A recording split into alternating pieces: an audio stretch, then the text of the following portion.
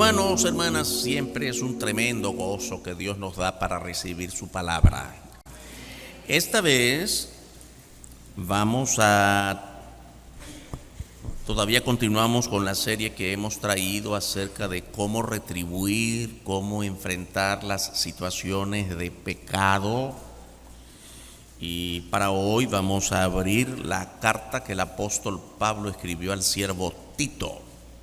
Carta a Tito en el Nuevo Testamento, y vamos a ir al capítulo 2, vamos a leer los versos 11 al 14. Tito 2, 11 al 14. Dice así la palabra: porque la gracia de Dios se ha manifestado para salvación a todos los hombres, enseñándonos que, renunciando a la impiedad y a los deseos mundanos, vivamos en este siglo sobria, justa y piadosamente, aguardando la esperanza bienaventurada y la manifestación gloriosa de nuestro gran Dios y Salvador Jesucristo, quien se dio a sí mismo por nosotros para redimirnos de toda iniquidad y purificar para sí un pueblo propio, celoso de buenas obras. Amén. Oremos, hermanos, hermanas. Padre bendito, te damos gracias por la palabra que ha sido leída. Señor, esta palabra que fue escrita hace cientos de años, pero que sigue siendo palabra de hoy para nosotros. Te damos gracias por la manera en que inspiraste a cada persona que puso palabra escrita en las santas escrituras que son la Biblia, y que ahora nosotros recibimos esta palabra para adiestrarnos en hacer tu voluntad. Gracias por la iglesia que pudo venir, que pudo congregarse hoy. Permítenos tomar este tiempo para recibir esta enseñanza con corazón abierto, mente dispuesta a gozarnos, poniéndonos en tus manos, en tus propósitos, edificarnos en ti y hacer tu voluntad cada día. En el nombre siempre eterno y grande del Señor Jesucristo. Amén. ¿Has sido realmente transformado? Ese es nuestro tema. Una pregunta que nadie puede responder por usted. Uno no puede responder por el otro. Cada uno tiene que responder a esa pregunta. ¿Usted ha sido transformado realmente? ¿Usted ha sido transformada realmente? Continuamos con esta serie que la vamos a concluir el próximo domingo. El próximo domingo, primer día de diciembre de este año, el comienzo de una nueva manera de vivir. Mire bien los temas que hemos traído hasta hoy. Todo daño debe ser restituido. Cuando hacemos daño a alguna otra persona, la Biblia nos enseña desde el Antiguo Testamento la manera en que tenemos que retribuir. Y para enfatizar la verdad bíblica que hemos traído, no se trata solo de palabritas. Lo siento mucho, perdóname, ya nos perdonó. Sino no, de la Biblia dice hay que retribuir. Y después vimos el tema: todo pecado tiene que ser expiado para ser perdonado. Como el Señor Jesús, como Dios puso en beneficio de nosotros la persona de su Hijo Jesucristo para expiar nuestro pecado. Quiere decir, para retribuir o restituir lo que nosotros no podíamos. Y después, Dios es misericordioso pero justo. Pudimos ver ese tema de que nada queda en el olvido. Dios se recibió el pago por nuestra culpa en la persona de Cristo, porque eso es justo. No es justo que el pecado quede en el aire. Para nosotros sí, no pagamos nada, pero el Señor Jesucristo pagó por nosotros. Hoy el tema es: ¿ha sido realmente transformado? La intención de hoy es que si realmente creemos y hemos entendido que todo tiene que ser retribuido, debemos honrar a Dios con una vida verdaderamente transformada. Para lo cual tenemos que preguntar: ¿qué es para usted transformación? Bueno, mire, antes iba a una iglesia, ahora vengo a esta. O cambié de religión. o he cambiado algunas de mis costumbres o hábitos de vida. Si usted ha hecho esto, qué bueno, pero eso no le hace salvo. Eso no testifica que usted es cristiano. Nuestra vida tiene que ser completamente transformada en el poder del Señor Jesucristo. Y de eso vamos a estar hablando. Continuaremos el próximo domingo acerca de cómo comenzar una vida realmente transformada. Ya para el siguiente domingo vamos a dejar otra serie que tiene que ver con los días propios del advenimiento del Señor Jesucristo, días propios de esta fecha. Amén, hermanos. Todo esto lo he anunciado para animarles a venir y que no vengan solos, no vengan solas. Hago la pregunta, pero no para que levante su mano, pero para que se la responda a usted. ¿Cuántos de ustedes vinieron hoy con sus hijos? No levante su mano. ¿Cuántos de ustedes vinieron hoy con la esposa? Trajeron al esposo. Y si vinieron con toda la familia, ¿cuántos trajeron algún invitado? Hermanos y hermanas, puede ser que usted diga, miren, usted no sabe cómo he batallado para que mis hijos me sigan, para que el amigo aquel, la amiga aquella me siga, y no. Bueno, Dios está viendo eso, Dios está viendo su esfuerzo. No se sienta frustrado, no, está haciendo el trabajo. Yo hablo con aquellos o de aquellos que ni a sus hijos traen porque ni siquiera les animan a venir. De esos. La Biblia nos anima a que el Evangelio se predique en todo lugar, empezando por nuestra casa, nuestro hogar, nuestra pareja, como muestra de que ya hemos sido verdaderamente transformados. Muy bien, esta carta de Pablo a Tito ha sido escrita precisamente para adiestrar a este siervo de Dios llamado Tito de cómo hacer de mejor manera la obra que Dios puso bajo su responsabilidad. Dios manifestó su gracia a través de la salvación. Mire, hay muchas maneras a través de las cuales Dios mostró su gracia. Un enfermo que ha sido sanado, gloria al Señor, esa es muestra de la gracia de Dios. Un matrimonio en discordia se puso en oración y dejaron que Dios obrara. No, que ellos obraran no, porque la carne obra para mal.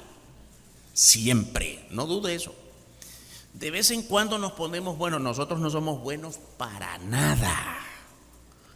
Ay, pastor, qué pesimista. No, yo no, la Biblia. No hay justo ni a uno, dice la Biblia. La carne, hermanos, si le damos un lugarcito a la carne nuestra, no aprovecha para nada. Pero le damos lugar a Dios, así se comienza a ser transformado. El matrimonio que se pelea, que está a punto de decirse ya no te aguanto, le dan lugar a Dios y Dios cambia las cosas. Es muestra de su gracia. Los hijos rebeldes en casa ya no los aguanto, sí, pero usted da lugar a Dios y ora por ellos y ora con ellos y les adiestra en la palabra. El Espíritu Santo siempre nos guía a hacer las cosas correctamente. Es muestra de la gracia de Dios. Pero ¿cuál es la mayor muestra de gracia? Nuestra salvación. Así se comienza. No es lo último, es el primer paso. Cuando abrimos el corazón a Cristo y por fe en Él, recibimos por su gracia la salvación. Así comienza todo. Y dice el versículo 11, porque la gracia de Dios se ha manifestado, mire bien, se ha manifestado para salvación a todos los hombres. Aquí la afirmación que se ha manifestado significa que es un hecho ya consumado. La salvación, hermanos, no viene después de haber pasado un curso. La salvación en Cristo no viene después de haber cumplido cierta edad o de haber cumplido los requisitos de una iglesia, de haber cumplido el legalismo de un reglamento. Ahora, yo no estoy echando de por menos, son cosas importantes. La iglesia debe tener un orden establecido, eso está bien, pero eso no es para salvación. La salvación en Cristo solamente viene por creer en Él. Y creer es un paso. Creer es una decisión, no un proceso. Usted no puede decir, óigame, usted es salvo en Cristo. Estoy a punto de ser, me falta creer un día más. Una semana más que crea y yo creo que ya. No. ¿Usted cree o no cree? Siempre les recuerdo estos ejemplos, los decimos muchas veces porque por supuesto que es una gran verdad. ¿Usted ha visto alguna joven medio embarazada? No, ¿verdad? ¿Está o no está? Así de fácil es ser salvo o no ser salvo. ¿Usted ha visto a alguien medio salvo? No se puede. ¿Es salvo o no es salvo?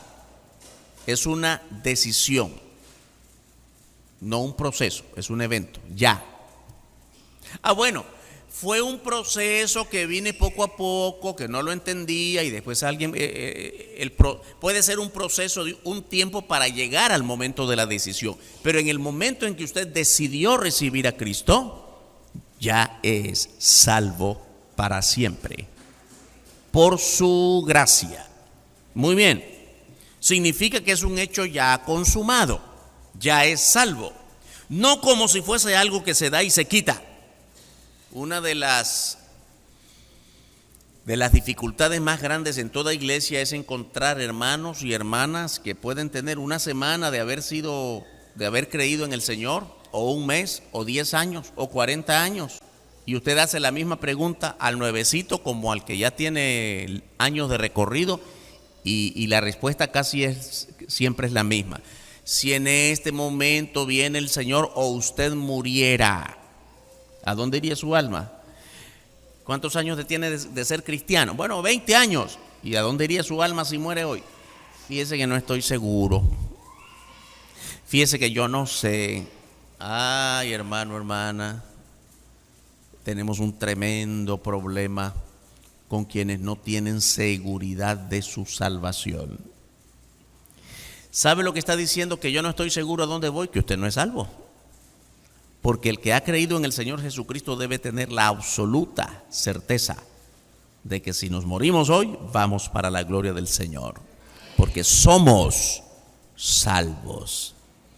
Porque no hay nada ni nadie que pueda arrebatarnos la salvación que hemos recibido de Cristo, si es que ya hemos tomado la decisión de entregar nuestra vida a Él por el simple hecho de haber creído. Y esta salvación, por la voluntad de Dios, por la misericordia de Dios y por su gracia, ha sido ofrecida a todos, sin excepción. Lo que Él espera es que todos la recibamos. Siempre me gusta dar un ejemplo que es muy sencillo. Cuando estamos predicando de Cristo en una congregación así como esta, y al final hacemos una invitación: reciba a Cristo, sea salvo por fe. ¿Y quién levanta su mano? Y vamos a decir que 10 personas levantaron su mano como señal de que han tomado la decisión de recibir a Cristo. Y pueden pasar aquí y pueden mostrar un rostro de arrepentimiento verdadero, y pueden hasta llorar. Y al final del programa nosotros decimos: hermano, hermana, por favor, alguien, hay un diácono, anote allí los nombres de estas 10 personas. Y anotan los nombres y les damos seguimiento y se bautizan y hasta pueden llegar a ser líderes. Al cabo de un año, 5 no volvieron. 5 permanecen y sirven al Señor. 5 no sabemos, la mitad. Y alguien dice: pastor, ¿se da cuenta que se pierde la salvación? Porque 10 pasaron aquí, 5 están y 5 ya no están. Suena interesante, ¿verdad? ¿Verdad que sí? 5 perdieron la salvación. Bueno, nosotros decimos que 5 se quedaron y 5 se fueron porque anotamos 10 nombres, ¿comprende? La primera noche que aceptaron a Cristo, que supuestamente aceptaron al Señor, que aceptaron la salvación de Cristo, nosotros anotamos 10 nombres en nuestra lista. Pero ¿cuántos nombres anotó el Señor en su libro santo? 5. ¿Sabe por qué? Porque nosotros vemos las manos levantadas, vemos 10 personas aquí, vemos sus lágrimas, pero Dios está viendo el corazón. Y Dios es quien sabe quién lo hizo de verdad y quién lo hizo de mentirita. Por eso Dios no se equivoca. Dios concedió salvación a todos. Dios concedió oportunidad de salvación a todos los 10 y a todos los que no pasaron. Pero la salvación efectiva la concedió a 5 porque los otros 5 no abrieron su corazón. No hay que confundirse con eso. La puerta está abierta a todo el mundo, pero la salvación es concedida a aquellos que entran por la puerta, porque la mayoría que tiene la oportunidad de entrar no quiso entrar. Fue decisión de cada uno. Y aquellos 5 cuyos nombres fueron escritos en el libro del Señor son salvos para siempre. Eso es lo importante reconocer. Ha sido dada la oportunidad a todos, sin excepción. Y por eso el Señor espera que todos accedan al arrepentimiento, recibiendo al Señor Jesucristo en su corazón. La salvación en Cristo se muestra a través de nuestro modo de vivir. Ahora es importante decirlo otra vez. Se muestra, no se recibe. La salvación en Cristo se recibe por fe, por creer en Él, por renunciar a uno mismo. Señor, hasta ahora yo he batallado con mis problemas solito. Yo sí puedo. Recuerde que hace unos días, parte de esta serie que hemos estado viendo, hemos estado hablando de una de las nuevas filosofías de este mundo, este tiempo, la autoayuda.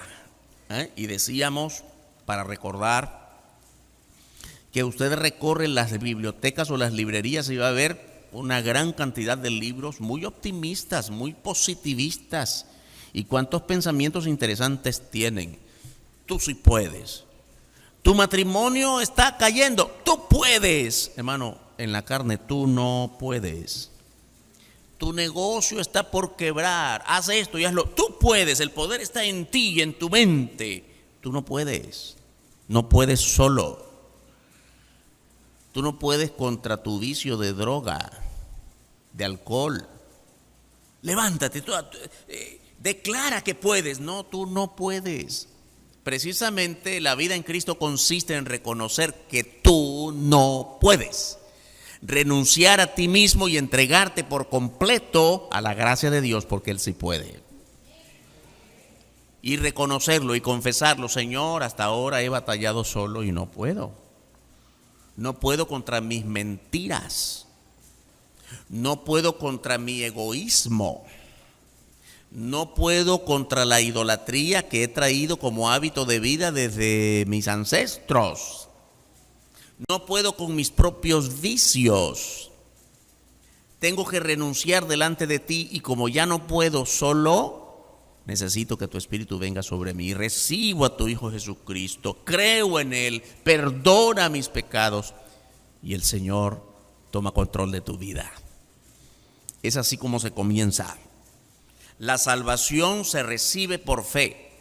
Y ahora que somos salvos, se muestra públicamente. La salvación se muestra públicamente. Quiere decir, se pone en evidencia a través de nuestro modo de vivir.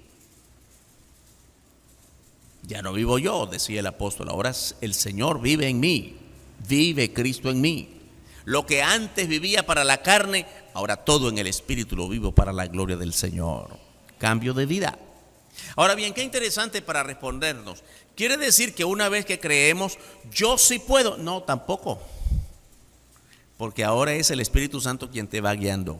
Aquellas cosas que no podías, hoy sigues sin poder.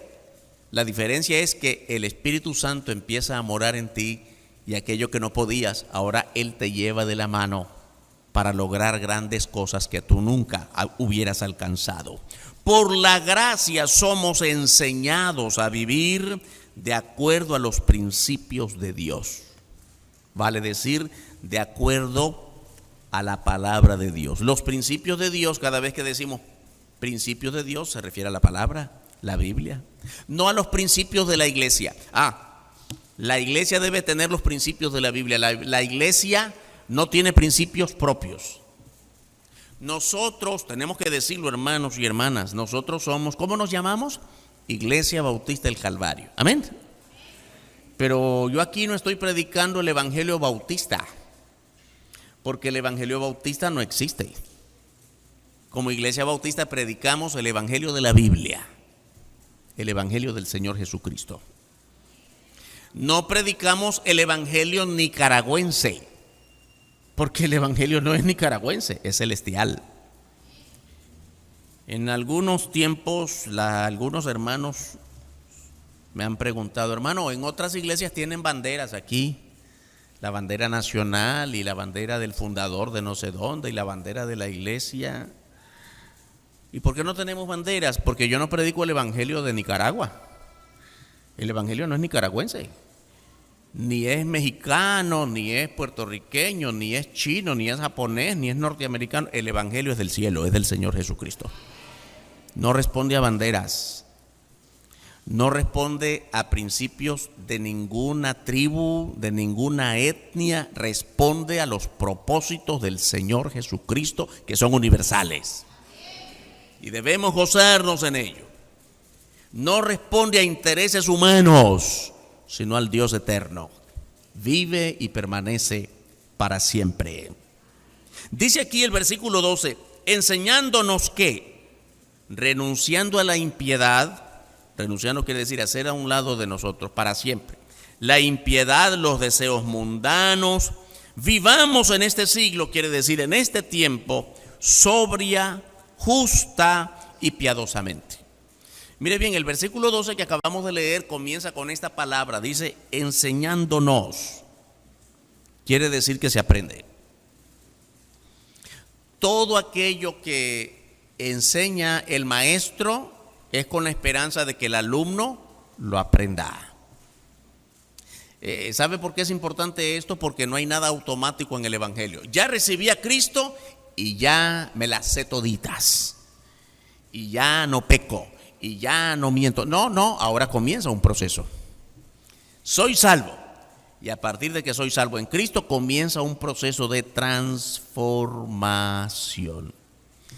Hermanos, hermanas, mire bien, esto es tan sencillo. Una persona recibió a Cristo ayer por la noche y todavía le decimos, hermano, qué bueno que usted es salvo desde anoche. Ore, por favor. Lo primero que nos va a decir esta persona, no me ponga a orar. Yo no sé qué cosa es eso. Yo estoy apenas como entrando alguien me abrió a una casa que no conozco. Pase adelante, pase al baño, pase a la cocina. Espérese, yo no sé dónde está el baño, dónde está la cocina, dónde está el aposento.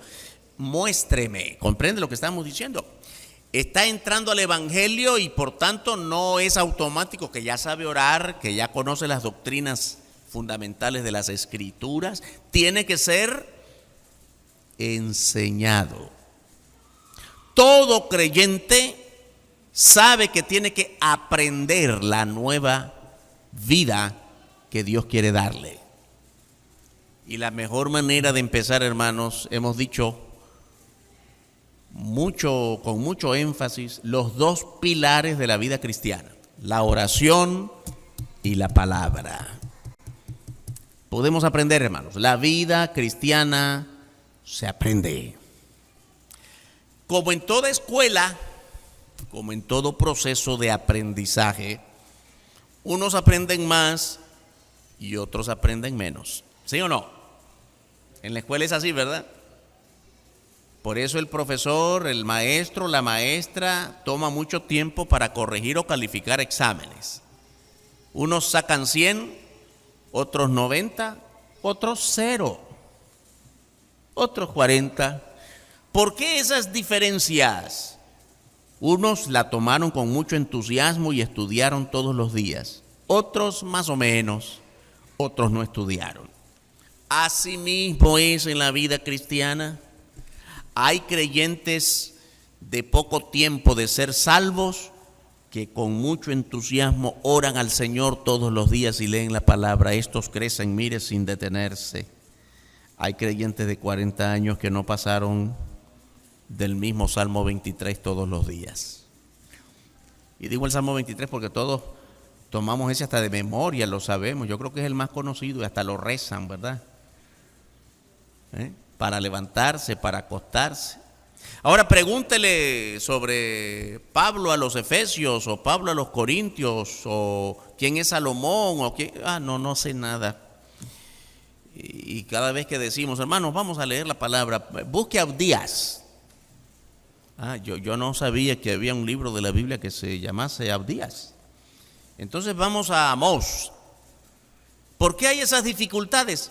Porque no estamos aprendiendo. Porque no estamos yendo a la palabra. ¿Comprende? Es un proceso. Y qué bueno que dice, enseñándonos. Quiere decir, se aprende. Hermanos y hermanas, para ser cristiano se aprende y eso es un proceso de todos los días. ¿Y qué es lo que tenemos que aprender? Que hay que renunciar a la impiedad. La palabra impiedad, todo lo que no es piadoso, eso significa la impiedad. Todo lo que no es piadoso, todo lo que no conduce a la rectitud de Dios, todo lo malo, impiedad, todo aquello que no agrada a Dios. Y la Biblia, hermanos y hermanas, nos dice con mucha claridad y con toda sencillez qué es aquello que no agrada a Dios. Y no se refiere solo a los mandamientos. Hay gente que dice que, bueno, ya me sé los 10 mandamientos, ya me sé toda la Biblia. No se equivoque con eso, que eso es un engaño de las religiones paganas de este mundo. Los 10 mandamientos, por supuesto que son 10 principios maravillosos de cómo Dios se revela a nosotros. Pero antes que existieran los 10 mandamientos descritos en el capítulo 20 del libro de Éxodo, ya hay mandamientos de Dios desde el Génesis, de cómo Dios reveló su persona al hombre. Y hay muchos más en el Nuevo Testamento para la iglesia que no son parte de los 10 mandamientos. Se aprende a vivir la vida cristiana cada vez que dependemos más de la palabra de Dios. Renunciando a la impiedad, renunciando a lo malo, renunciando a los deseos mundanos. ¿Qué quiere decir los deseos mundanos? Mundanales, pecaminosos, los deseos del mundo de pecado. Hermano, hermana, los deseos del mundo son propios del mundo, es decir, van a estar allí, usted no los puede evitar. Qué triste ver, hermanos y hermanas, cómo está el mundo revuelto, ¿sí o no? Usted mira la televisión de los noticieros y cada día se menciona un país nuevo en nuevas convulsiones. Se va sumando, ¿no? Protestas, quemas, universidades revueltas, inseguridad en la calle. Qué triste, hermano. Cada día más, cada día más. ¿Nosotros deseamos eso? Yo estoy seguro que usted no desea eso. No deseamos eso. Deseamos un mundo en paz. Ahora, el hecho de que lo deseemos, ¿cambió la situación? Por mucho que deseemos, el mundo sigue siendo el mundo. Los problemas están allí y no los podemos evitar, porque son propios del mundo, son deseos de la carne. El deseo de poder, el deseo de hacer injusticia para lograr mayor posición económica o mayor prestigio a través de la envidia, a través de la competencia. El mundo es un mundo de competencia. Cuando abrimos un negocio es porque queremos vender más que el otro. Es un mundo de competencia. Y no siempre las decisiones para ser mejor que el otro son decisiones justas. Siempre están vinculadas a lo malo. La envidia, el deseo de tener aquello que no es nuestro, el robo, la mentira, la injusticia, la codicia. Y la Biblia manda a cada uno de nosotros, los creyentes en Cristo, que renunciemos a los deseos mundanos, a todas esas cosas que hemos mencionado, porque siempre esas cosas estarán allí. La envidia siempre va a existir en este mundo, la mentira, la injusticia siempre van a existir porque son propias del mundo de pecado. Y ya que no las podemos evitar, lo que sí podemos es hacernos a un lado. No movernos de una vida de rectitud y de santidad, renunciando a tales formas de vivir en nuestro medio, en nuestro hogar, en nuestro matrimonio, en nuestra iglesia. La Biblia nos manda a que vivamos de un modo transformado. Yo creo que todos podemos entender esta palabra sencilla. Transformación es cambio. Transformación no es reforma. Reforma es cambio parcial. Reforma es un remiendo. ¿Ya? Nuestra camisa tiene un hoyito ahí, está lullida, decimos, vamos a ponerle un remiendo, algo que sea parecido. Bueno, ya nos sirve para andar vestiditos, pero no se ve bien. No es como decir, me puse otra camisa. La transformación en Cristo es disfrutar de otra vida, no la misma vieja vida remendada, con remaches. No. Dios no hace remiendos en tu vida, quiere hacer de ti una nueva criatura en Cristo. Que vivamos de un modo transformado, no reformado, completamente nueva, de una manera sobria. ¿Cuáles son las palabras? Volviendo al versículo 12, en la parte final, la última línea del versículo 12 que estamos considerando en este momento, dice que vivamos en este siglo sobria, justa y piadosamente. Veamos rápidamente qué son estas tres palabras. La palabra sobria quiere decir con raciocinio, con dominio propio. Ahora usted pregunta a mucha gente, ¿qué significa una persona sobria? Le van a decir una persona no borracha, porque decimos el que no es ebrio. Sí, así lo entendemos, pero no es solamente eso, no. La diferencia de sobrio no es ebrio. La diferencia de ebrio no es sobrio, no. El que está ebrio no está sobrio, eso sí es verdad. Pero sobriedad no es solamente que no está borracho. Sobriedad es que, mire bien, ¿cuántas personas nunca han probado una sola muestra de droga o de alcohol y no son sobrios? ¿Qué persona? Mire, ¿cómo se le ocurrió hacer eso? Eso no es sobrio. Eso quiere decir. Pero qué irracional lo que dijo o lo que hizo, eso es. Y no está borracho. Sobrio es dominio propio. Dominio propio es una frase muy propia del Nuevo Testamento. La menciona el apóstol Pablo, la menciona el apóstol Pedro, como parte de la nueva manera de vivir en Cristo. Dueño de sí mismo, porque el Espíritu Santo mora en el creyente. Sabe lo que dice, razona lo que dice.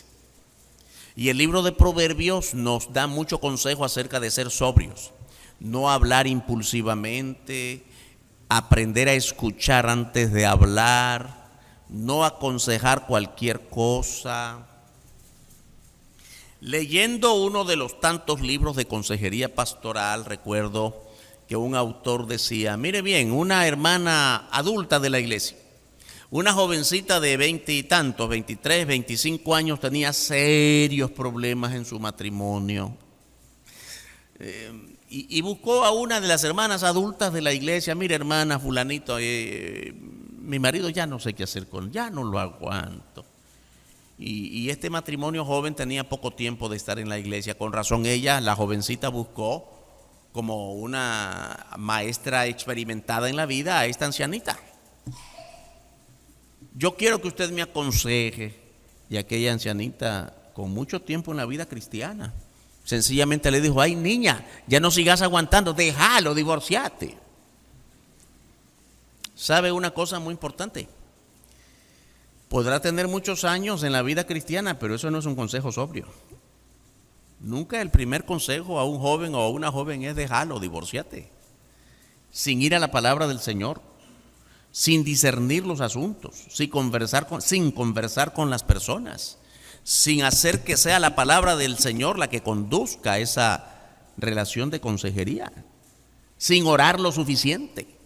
Sencillamente, esta es una persona no sobria. Comprende la diferencia con la palabra sobriedad. La palabra sobriedad quiere decir, piensa bien lo que vas a decir, porque una jovencita de esa edad y con tantos problemas, por supuesto que le va a hacer caso. Si me lo aconsejó la hermana que es mayor, entonces es buena cosa separarse, romper, ya no más. De eso se trata, ser sobrios, hermanos, de poner cada uno de nuestros pensamientos bajo la autoridad de Dios. La sobriedad significa que vamos a poner cada decisión que tomamos bajo la autoridad de la palabra de Dios. Actuar sobriamente. Dice también la palabra justa y piadosamente. Justicia siempre está relacionado a la rectitud. Rectitud en la palabra del Señor, no en mi propio pensamiento, no en mi propio modo de ser, sin desviarnos ni a un lado ni a otro. La rectitud solo viene del pensamiento de Dios, no de nosotros en la carne. Y la última frase, piadosamente, quiere decir siempre haciendo el bien. Tiene que ver con nuestras acciones. Actuar piadosamente es lo que se impone, lo que se opone a la impiedad. Una persona piadosa es una persona que se opone a lo impío. Piadoso es aquello que aprende a depender de la voluntad de Dios, siempre haciendo lo bueno. Ahora, cada vez que leemos la Biblia, ¿no nos enseña la Biblia a hacer lo bueno? No mintáis los unos a los otros. El que hurtaba, no hurte más. Ni murmuréis. ¿Cuántas cosas buenas la Biblia nos dice que hagamos o que no hagamos? Yo creo, hermanos y hermanas, que no hay ninguno entre nosotros esta mañana que pueda decir, mire, yo en la Biblia no encuentro cómo aprender a vivir. No, este es el manual que Dios nos ha dado para aprender a vivir y lo ha hecho de un modo tan sencillo. El lenguaje de la Biblia es siempre un lenguaje sencillo. Lo que hace falta es un poquito de esfuerzo para orar al Señor y entenderla bien y dedicarnos a escudriñarla, a discernirla, para aprender a vivirla. Hermanos y hermanas, la persona que ha puesto su vida en Cristo y que ha sido transformada por Cristo, por su gracia, tenemos una gran esperanza ahora. Esperamos la llegada del Señor viviendo en su voluntad. Yo creo que el más grande hecho que todos esperamos es que el Señor venga por nosotros. Y bueno, y que si morimos en Cristo, estaremos en su presencia. Sí, esa es la gran esperanza. Pero mientras llega ese momento, o que nos morimos o que viene el Señor, ¿cómo debemos vivir? Tenemos que aprender a vivir en su voluntad. Hermanos, hermanas, suena fácil decirlo, pero yo sé que todos los días nos enfrentamos a la situación del gran desafío, nuestra propia voluntad en la carne. Hay muchos ejemplos de la Biblia de hombres y mujeres a quienes Dios les dijo por aquí, pero ellos dijeron por aquí. ¿Recuerda a Jonás? Yo creo que un ejemplo de los más claros en la Biblia. Vete a Nínive, pero él dice, ¿y por qué a Nínive? ¿Por qué no a Tarsis? Yo decido ir a Tarsis. Y además, si ir a Nínive es porque ahí hay pecadores, bueno, igual también hay a Tarsis. Si Dios me manda a predicar, igual voy a ir a hacer lo mismo. No, pero es que no es a tu modo, es como Dios dijo, a donde Dios dijo, cuando Dios dijo. Hermanos, lo nuestro es obedecer a Dios, no discutir con Dios. En el momento en que usted cuestione una sola palabrita de Dios, ya se desvió de la voluntad de Dios. Y todos los días en nuestra vida está presente desde la carne nuestra, desde nuestra carnalidad, desde nuestras emociones pecaminosas. Todos los días nos enfrentamos a la tentación de no obedecer a Dios, de no hacer la voluntad de Dios. El cristiano verdadero se goza en la esperanza del regreso de su Señor. El versículo 13 de Tito que estamos leyendo dice la palabra: aguardando la esperanza bienaventurada y la manifestación gloriosa de nuestro gran Dios y Salvador Jesucristo. Dice aquí la manifestación gloriosa, que se refiere a la próxima venida de Cristo. En los libros del Antiguo Testamento, vamos a decir, por ejemplo, el profeta Joel y otros muchos profetas siempre mencionan frases como el gran día del Señor.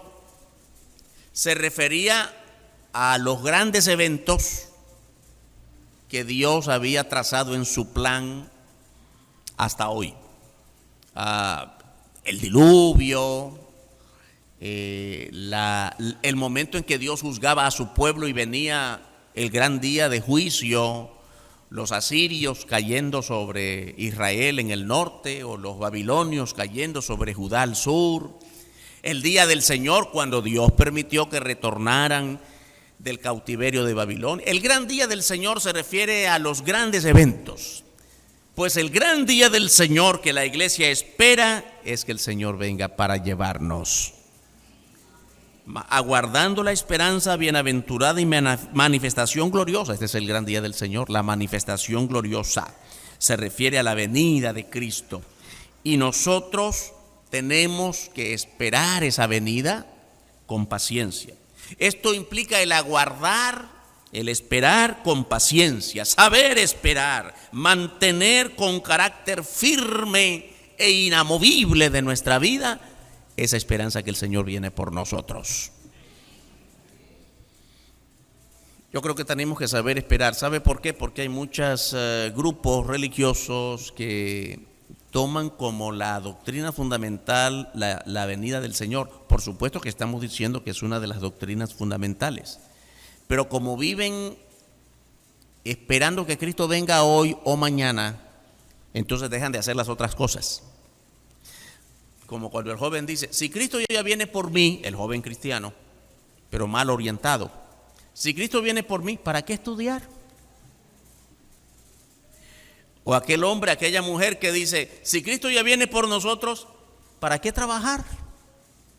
No, óigame, nosotros como cristianos responsables, entendiendo bien las Escrituras, debemos trabajar tan arduamente como si el Señor no viniera. Debemos trabajar tan arduamente como si viniera esta noche. Es decir, ya que venga hoy o que venga un siglo después, el trabajo debe ser con la misma energía para la gloria del Señor, porque Él espera frutos de nosotros. Nadie puede dar frutos para la gloria de Dios si no dedica sus energías, poniéndolas en función de los grandes propósitos, de los grandes planes del Señor. Una convicción inamovible, quiere decir que nada ni nadie te mueva en ese gran propósito de estar tomado siempre de la mano del Señor. Nuestra vida transformada es resultado de la redención de Cristo. No hay otra cosa de la que puedas esperar total transformación. Este mundo, hermanos y hermanas, está llena de diferentes corrientes que te ofrecen cambio. El drogadicto ha pasado por muchos programas de reforma personal, de rehabilitación y no ha cambiado su vida.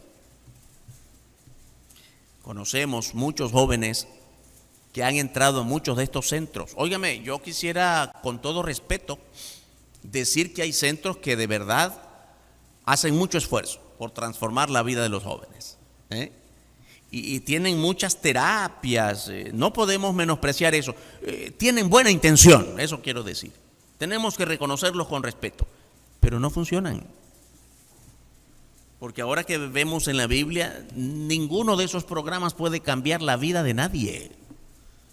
Un joven en la droga, en el alcohol, quiere cambiar y va a esos centros y pasa la terapia, pero no ha sido sanado.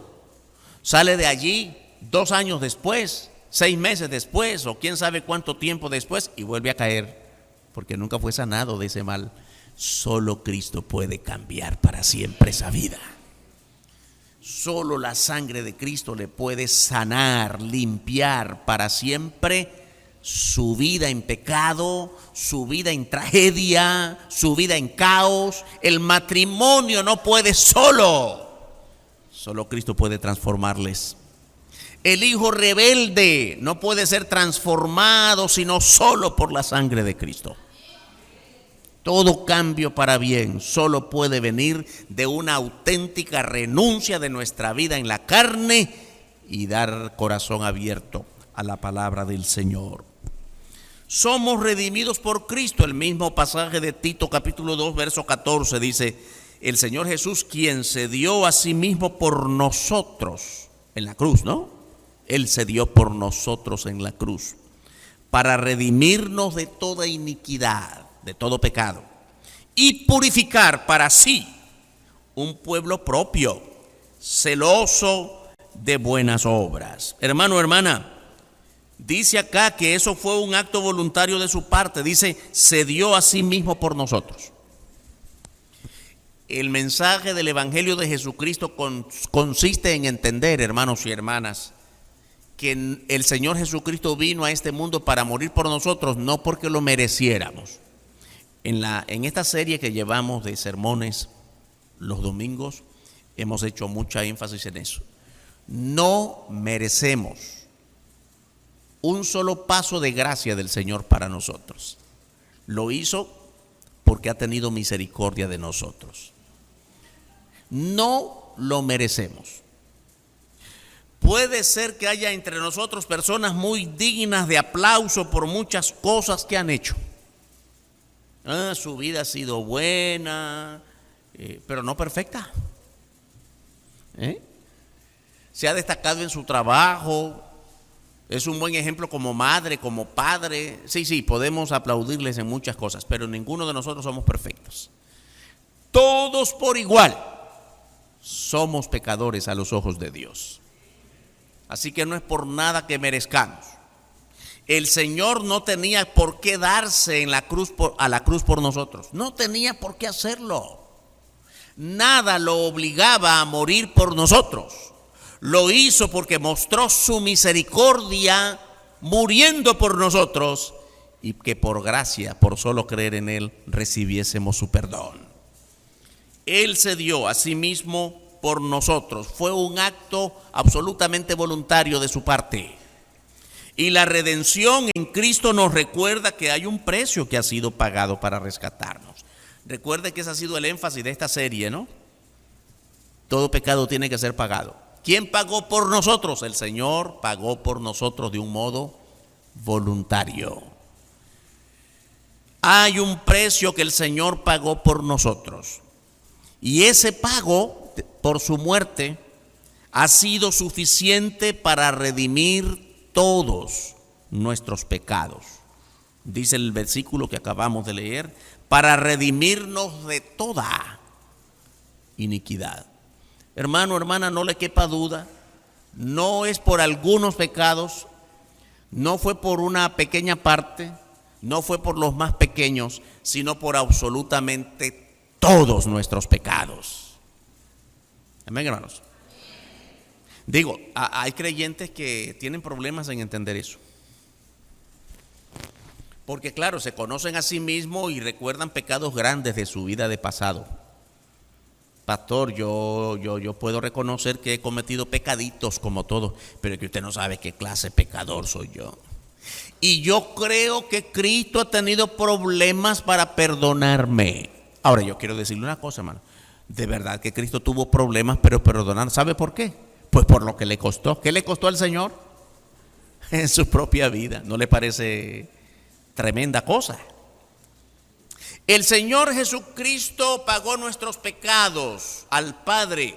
Teníamos una deuda con Dios el Padre, había que saldarla, había que cancelarla. Y el Señor Jesucristo, para pagar esa deuda por nosotros, no se sacó su billetera. ¿Cuánto vale eso? Yo puedo pagar. No lo pagó así. Ni sacó su tarjeta de crédito. Esto de tarjeta de crédito, todavía me cuesta entender cómo alguien puede pagar con una tarjeta sin sacar dinero. Bueno, pues cosas interesantes. Que tan fácil es pagar ahora, ¿no? ¿Usted cree que el Señor pagó con un cheque? No, hermano, pagó con su vida. Ninguno de nosotros haría eso. Él lo hizo por nosotros sin que lo mereciésemos. Sí, le costó mucho pagar por nosotros. Y con ese pago, con su propia vida, nos redimió. Quiere decir, nos limpió por completo todo pecado. No tienes por qué seguir sintiendo una enorme carga por tu gran pecado, por tus grandes pecados. Porque si tú dudas y dices, Dios, yo creo que el Señor Jesús pudo perdonarme algunos pecaditos, pero aquellos tan grandes, yo no creo. Tú estás poniendo en duda la gran obra del Señor Jesucristo. No menosprecies la gran obra del Señor Jesucristo. Esa obra fue tan poderosa que sanó todo pecado de tu vida, aún los más grandes. Y cuando reconocemos esto, el resultado solo puede ser un tremendo gozo y una tremenda paz.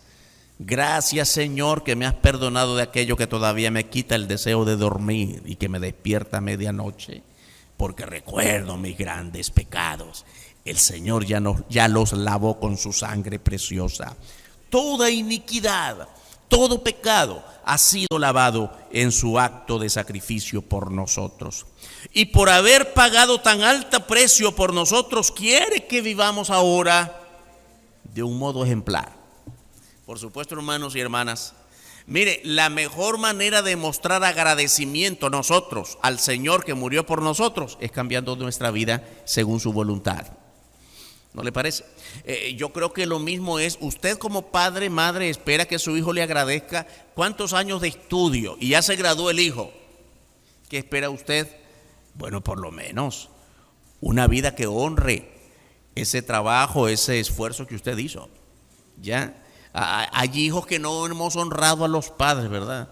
Es como si el padre, bueno, él tenía obligación. Sí, ciertamente. Pero oiga, Dios quiere corazones agradecidos. Lo mismo que nosotros queremos sentirnos honrados con el comportamiento del hijo, honrados con que el hijo pueda poner en alto la dignidad con que hemos levantado el modo en que lo hemos criado, en que lo hemos levantado. Así el Señor espera de nosotros nuestra gratitud. Nos ha salvado, no por nada que nosotros hayamos hecho, sino solo por su gracia. Y Él espera que nosotros le honremos con una nueva forma de vida, purificando para sí un pueblo celoso de buenas obras. Eso quiere el Señor. ¿Y cuáles son las buenas obras que el Señor espera de nosotros? Dice que somos un pueblo propio. ¿Sabe lo que significa? El Señor no vino y nos arrebató así. Son míos porque yo los arrebaté. No, nos compró, nos adquirió, pagó con sangre nuestra salvación. Nos ha comprado y por eso espera que nosotros también actuemos con celo de Dios, con celo de su palabra. Celosos de buenas obras, quiere decir que todo lo que hagamos ahora sirva para poner en alto su glorioso nombre. Eficientes en perfección, sin dar paso a la desviación. Ciertamente nosotros como padres o madres en la familia nos sentimos deshonrados y avergonzados con los hijos que no se portan bien. Yo creo que a todos nos pasa, ¿verdad? Nos da vergüenza. Los mismos vecinitos de nuestros hijos hoy son graduados y el mío está en la cárcel, el mío está en prisión, el mío está en la vagancia. Qué triste. Pero en medio de que da vergüenza, la madre nunca deja de ser la madre.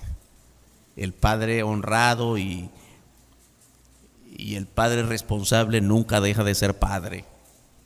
Cuando el hijo está en la cárcel, hermanos y hermanas, le abandona la novia, le abandona la esposa, le abandonan los hijos. La madre está allí y le lleva la comidita que aquellos no le llevan, porque nunca deja de ser la madre. ¿Sí o no? ¿Cierto? Así es nuestro Padre. Nos ha dado salvación a precio de la muerte de su Hijo. Y cuando nosotros nos rebelamos contra Dios, aún siendo salvos, qué dolor en su corazón. pero sigue siendo nuestro Padre amoroso y nunca nos va a abandonar. Y desea de nosotros una vida celosa de buenas obras, que hagamos lo bueno, que hagamos algo que honre su nombre, que dé fruto para su gloria. Él espera de nosotros un pueblo santo. Nuestra salvación en Cristo está asegurada por la eternidad. Nuestro compromiso con Cristo es vivir cada día testificando de Él y disfrutando de una vida plena en toda clase de bendiciones. Él quiere que seamos bendecidos todos los días por nuestra confianza y por nuestra obediencia a Él. Vamos a orar en esta mañana. Padre, te agradecemos la bendición de tu palabra, que nos enseña con toda sencillez qué esperas tú de nosotros ahora que somos salvos. Oh, te rogamos que nos ayudes a ser altamente sensibles a la voz de tu Espíritu, que no nos desviemos ni a un lado ni a otro, sino que aprendamos a confiar cada día más que tú eres nuestro Dios y que somos salvos por tu misericordia. Que nos afiancemos cada vez más en tu mano para hacer tu voluntad. Afírmanos entonces en esta verdad, en el nombre glorioso del Señor Jesucristo. Amén. Que Dios nos bendiga, hermanos, hermanas.